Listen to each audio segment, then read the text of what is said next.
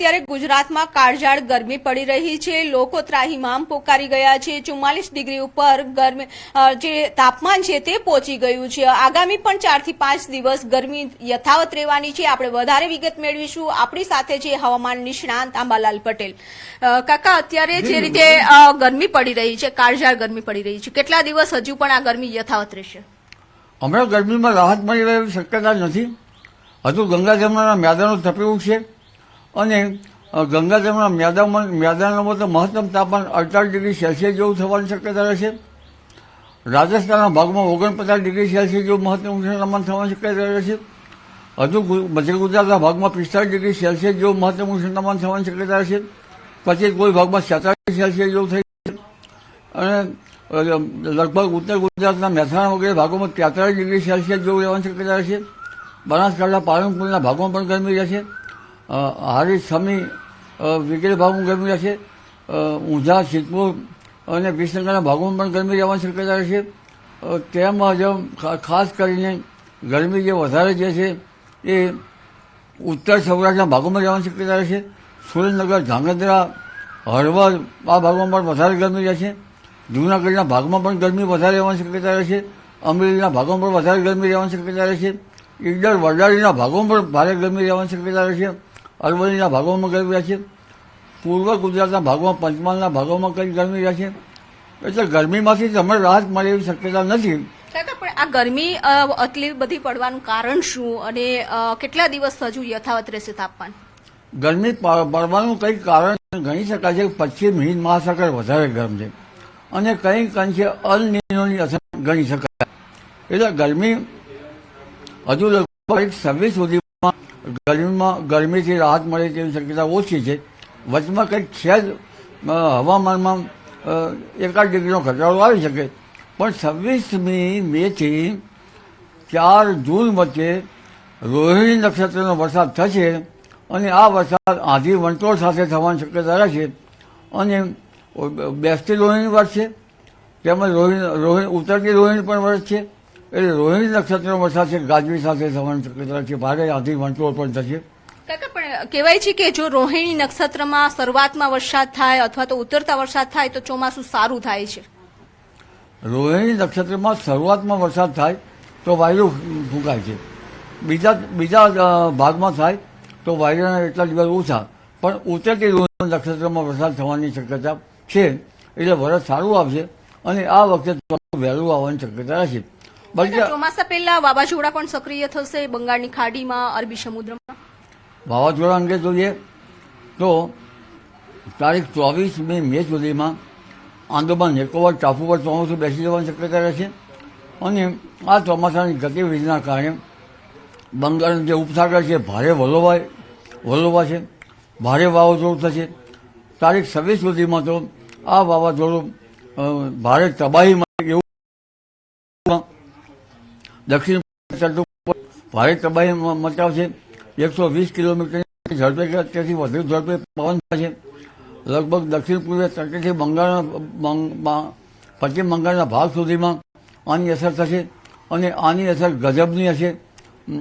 લગભગ દક્ષિણ પૂર્વીય તટો ઉપર તો પૂર આવે તેવી સ્થિતિની શક્યતા છે, પરંતુ આ સ્થિતિના કારણે જે બંગાળના ઉપસાગરનો ભેજ અને અરબ સાગરનો ભેજ મર્જ થશે અને ભેજ મર્જ થતાં એકબીજા વાયુ અથડાવાથી પ્રી મોન્સૂન એક્ટિવિટી વખતે ગાજવીજ સાથે વરસાદ થવાની શક્યતા રહે છે અને આ ગાજવીજ જે છે એ રોહિણી નક્ષત્રમાં પણ થશે અને આ જે છે એ પ્રી મોન્સૂન એક્ટિવિટીના ભાગરૂપે થશે।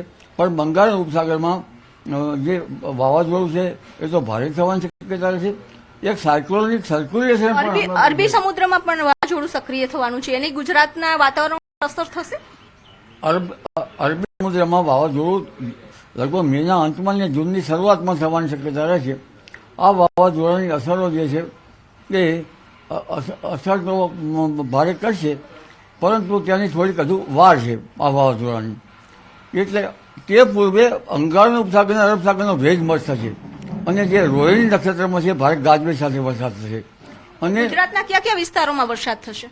લગભગ ગુજરાતના મહદ ભાગોમાં વરસાદ થવાની શક્યતા રહેશે, જેમાં ઉત્તર ગુજરાતના ભાગો, મધ્ય ગુજરાતના ભાગો, વડોદરાના ભાગો, આ ભાગોમાં લગભગ પ્રી મોન્સૂન એક્ટિવિટીનો ભારે વરસાદ થશે. ઉપરાંત કચ્છના ભાગોમાં વરસાદ થવાની શક્યતા છે. ઉત્તર સૌરાષ્ટ્રના ભાગોમાં વરસાદ થવાની શક્યતા છે. સૌરાષ્ટ્રના વિવિધ ભાગોમાં પણ વરસાદ થવાની શક્યતા છે. એટલે જે ચોમાસાનો પહેલા પ્રી મોન્સૂન એક્ટિવિટીઝનો વરસાદ થશે તો ચોમાસાનો વરસાદ વિધિવત ગુજરાતમાં ક્યારે આવશે? પ્રી મોન્સૂન એક્ટિવિટીનો વરસાદ તો થશે જ રોહિણી નક્ષત્રમાં, પણ ચોમાસું વહેલું આવવાની શક્યતા રહે છે. ચોમાસું લગભગ ચોમાસું વરસાદ 7 થી 14 જૂનમાં મૃગશીર નક્ષત્રમાં આવવાની શક્યતા રહે છે. અને સાથે સાથે અરબ સાગરમાં પણ ચક્રવાતની શક્યતા રહે છે. જે ચક્રવાત ઓમાન તરફ ન જાય તો દક્ષિણ સૌરાષ્ટ્રના ભાગોમાં ભારે વરસાદ કરી શકે છે. પણ તે પૂર્વે હમણાં જ જે બંગાળ ઉપસાગરનું ભારે ચક્રવાત થઈ રહ્યું છે અને અરબ સાગરનો ભેજ છે, તે ભેજના કારણે છે મધ્યપ્રદેશ સુધીમાં, પૂર્વીય ઉત્તર પ્રદેશ સુધીમાં અને દક્ષિણ ગુજરાત સુધીમાં વરસાદ થવાની શક્યતા રહેશે. જી વિભુ. તો પંકજ, જે રીતે હવામાન નિષ્ણાંત આંબાલાલ પટેલનું કહેવું છે 26 તારીખ સુધી ગરમીમાંથી કોઈ રાહત નહીં મળે, પરંતુ 26 બાદ જે પ્રી મોન્સૂન એક્ટિવિટીઝ થશે અને તેના કારણે વરસાદ થશે, વાતાવરણમાં પલટો આવશે. જી વિભુ, એક સવાલ બીજો એ છે કે 26 થી લઈને 4 જૂન સુધી તેમણે કીધું છે કે વરસાદ થશે. ખેડૂતો માટે આ વરસાદ કેવો રહેશે અને વાવણીની શરૂઆત કરવી હોય તો શું શરૂઆતનો જે વરસાદ છે ત્યાંથી જ શરૂઆત કરી દેવી જોઈએ વાવણીની?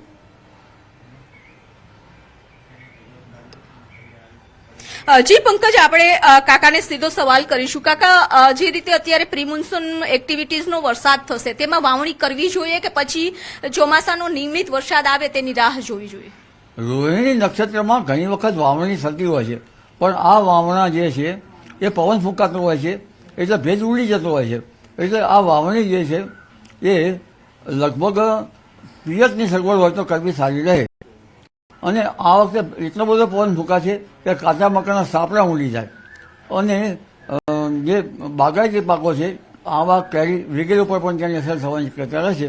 એટલે વધારે પવન અને ગરમી, જેના કારણે ભેજ છે એ ટૂંક સમયમાં જ ઉડી જવાની શક્યતા રહેશે. એટલે બીજા 2 પીએચ વચ્ચેનો ગાળો ટૂંકાવવો પડશે અને પીએચની સગવડ હોય ત્યાં જ વાવણી કરવી સારી રહે. કારણ કે મૃગશીર નક્ષત્રમાં જે વરસાદ થશે એ વરસાદ પાક જે કૃષિ પાકો માટે સારો ગણાતો નથી. જી. તો પંકજ, કહેવાનું છે કે આંબાલાલ પટેલે કહ્યું છે કે જો અત્યારે વરસાદ થશે એટલે કે રોહિણી નક્ષત્રમાં 26 તારીખની આસપાસ, ત્યારે જો કોઈ વાવણી કરતું હોય તો તેને સિંચાઈની સગવડ હોય તો જ વાવણી કરવી જોઈએ. કારણ કે પ્રી મોન્સૂન એનો જે વરસાદ આવશે અને ત્યારબાદ નિયમિત વરસાદ વચ્ચે જે ગાળો રહેતો હોય છે તો એ ગાળામાં ફરી કૃષિ પાકને પાણીની જરૂર હોય તો એ પાણી મળી શકે એમ હોય તો જ લોકોએ વહેલી વાવણી કરવી જોઈએ. જી વિભુ, આભાર સમગ્ર માહિતી આપવા માટે. તો આંબાલાલ પટેલે કહ્યું છે કે 26 થી 4 જૂન વચ્ચે જે પ્રી મોન્સૂન એક્ટિવિટી જોવા તો મળશે જ, વરસાદ પણ આવશે અને ચોમાસું પણ જે છે એ આંદામાન નિકોબારમાં 24 તારીખની આસપાસ બેસી જશે. અને વાવણી લાયક જે વરસાદની વાત છે તો એના માટે થોડી રાહ ચોક્કસ જોવી પડશે, કારણ કે આ જે છે પ્રી મોન્સૂન એક્ટિવિટીના ભાગરૂપે વરસાદ થશે. ગરમીનો પારો ઉચકાતા રોગચાળો પણ વકર્યો છે. મહીસાગરમાં દર્દીઓથી ઉભરાઈ હોસ્પિટલો.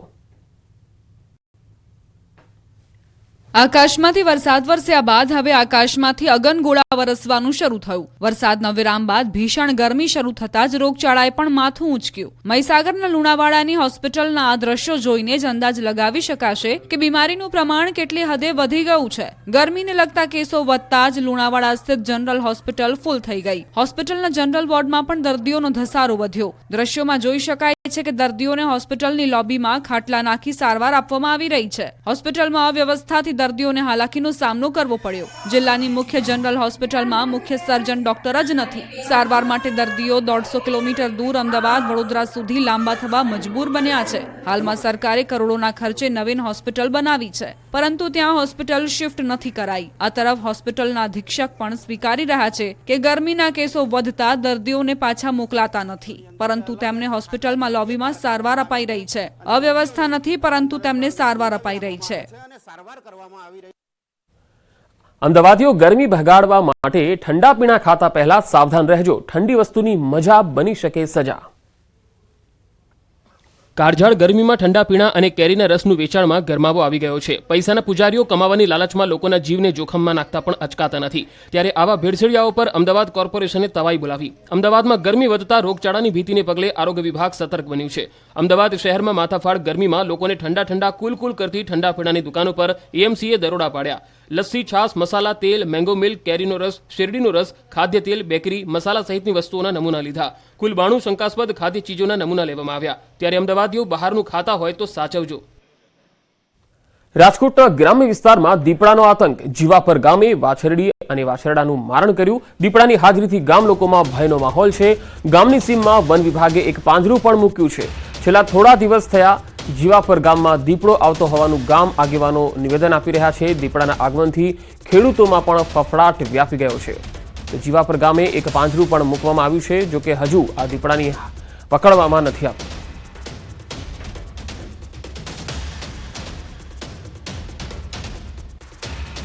રાજકોટ પંથકમાં ફરી એક વખત દીપડાની દહેશત જોવા મળી રહી છે. ખાસ કરીને રાજકોટના હીરાસર એરપોર્ટથી માત્ર 3 કિલોમીટર દૂર આવેલા જીવાપર ગામે દીપડાએ મારણ કર્યું છે. જે પશુનું મારણ કર્યું હતું તે ખેડૂત પણ આપણી સાથે છે. શું કહેશો? અને મારણ કર્યું? હા, અમારે અહીંયા મારણ કર્યું હતું. એમાં 2 મારણ કરી નાખ્યા છે. એક વાસળી 1.5 વર્ષની હતી અને 2 વર્ષનો વાસળો હતો. દી હાથમી ગયો એટલે દીપડો આવી ગયો હતો. એટલે અમે જમવા ગયા સાંજે વારું કરીને આવ્યા તા દીપડાએ મારણ કરી નાખ્યું હતું. ખાતો હતો. પછી અમે મોટરસાઇકલ લઈને આવ્યા એટલે ઢકના મોટા ગરેજામાં હતો એટલે દીપડો ભાગી ગયો અમને જોઈ. પછી જાહેર પાડોશીને અમારા કાકા નથી એમાં ગરી ગયો. દીપડો 2-4 મારણ કરી નાખ્યા છે અને નુકસાન બહુ કરે છે.